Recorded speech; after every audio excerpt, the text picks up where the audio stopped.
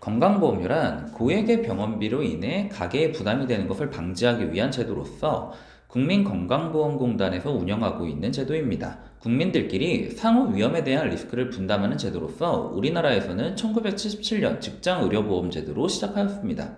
그래서 의료보험이라는 단어로 알고 계신 분들도 많으신데요. 4대 보험에 해당하는 공적보험 중 하나로서 우리는 지금 감기로 병원에 가면 진료비를 2, 3천 원 받게 되지 않지만 이 건강보험이 적용되지 않는다면 감기로 진료만 받아도 2, 3만 원의 진료비를 내야 하는 것이 현실입니다. 이렇게 좋은 제도인 건강보험 제도가 올해 9월 달에 많은 개편이 있었습니다. 그래서 오늘은 이 건강보험을 부과하는 기준체계와 어떤 점들이 바뀌었는지에 대해서 알아보도록 하겠습니다. 건강보험료의 대상자로는 직장가입자와 지역가입자, 피보험자와 의료급여 수급권자가 있습니다. 이 중에서도 직장가입자가 36%, 지역가입자가 26%로 이 둘을 합치면 60%가 넘는 것을 알 수 있습니다. 먼저 직장가입자입니다. 직장가입자는 대부분의 근로소득자가 포함되게 되는데 회사와 근로자가 보험료를 반반 부담하고 있는 구조입니다. 보험료는 급여의 6.99%를 적용합니다. 기존에는 근로소득자가 직장이 아닌 다른 곳에서 받는 소득이 연 3,400만 원을 초과할 경우 초과분에 대해서 보험료를 추가로 부과했습니다.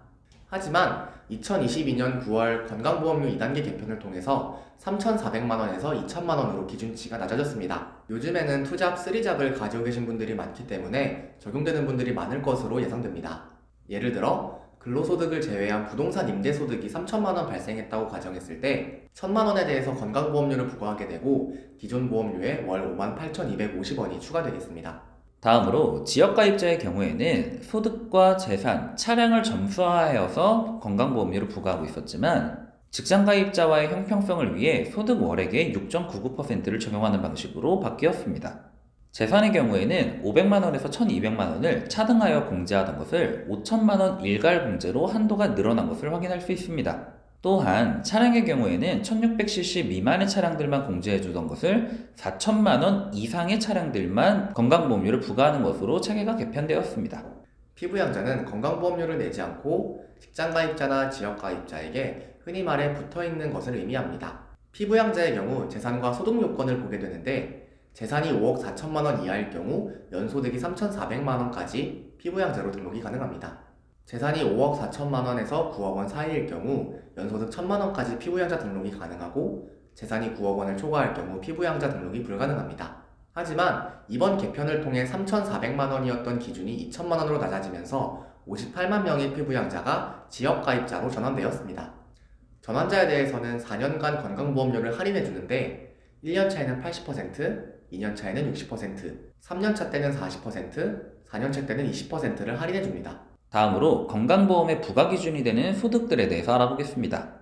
소득의 종류에는 이자소득, 배당소득, 사업소득, 근로소득, 연금소득, 기타소득 등이 있습니다. 이 중에서 금융소득이라 부르는 이자소득과 배당소득의 경우에는 연 1,000만 원을 넘어갈 경우 건강보험료가 부과됩니다.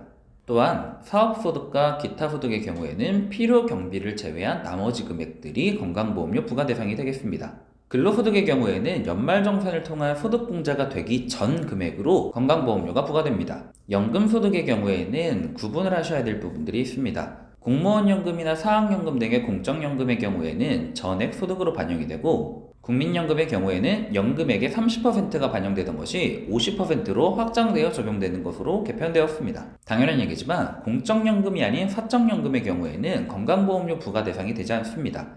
이러한 사적연금에는 저희가 여러 번 다뤘던 연금저축펀드나 연금저축 신탁 등이 있겠습니다. 관련된 내용이 궁금하신 분들께선 위의 영상을 참고해 주시면 감사하겠습니다. 또한 과세 대상이 되지 않는 비과세 소득의 경우에는 당연하게 건강보험료에 부과 대상이 되지 않고 분류과세를 하고 있는 퇴직소득과 양도소득의 경우에도 건강보험료 부과 대상에서 빠지게 되겠습니다. 다음으로 재산기준입니다. 재산기준은 시가표준액에 공정가액 비율을 곱하여 정해집니다.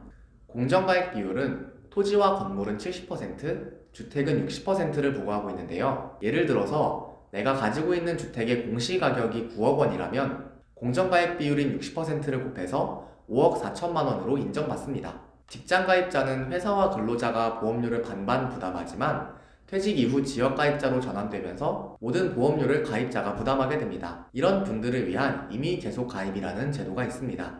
대상자는 직전 1년 6개월 동안 같은 직장에 근무하면서 1년 이상 직장가입자로 보험료를 납부하신 분들입니다. 지역가입자로 전환된 후 2개월 이내에 신청할 수 있으며 보험료는 직장가입자일 때와 동일합니다.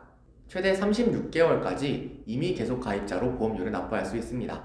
많은 혜택을 주는 건강보험료이지만 4대 보험에 포함되어서 마치 세금처럼 느껴지는 부분이 없지 않아 있습니다. 여러 가지로 건강보험료가 많이 부과되는 쪽으로 변경이 되어가고 있는 점이 참 아쉽지만 그럼에도 불구하고 건강보험료는 참 좋은 제도라고 할 수 있겠습니다. 오늘 말씀드린 여러 가지 기준들을 잘 맞추어서 조정하신다면 충분히 건강보험료를 절세할 수 있는 방법이 있겠습니다. 오늘의 영상이 도움이 되셨다면 구독과 좋아요 부탁드리겠습니다. 이상 돈탐정사무소였습니다. 감사합니다. 인사하고 시작하시죠. 둘, 셋. 안녕하시죠.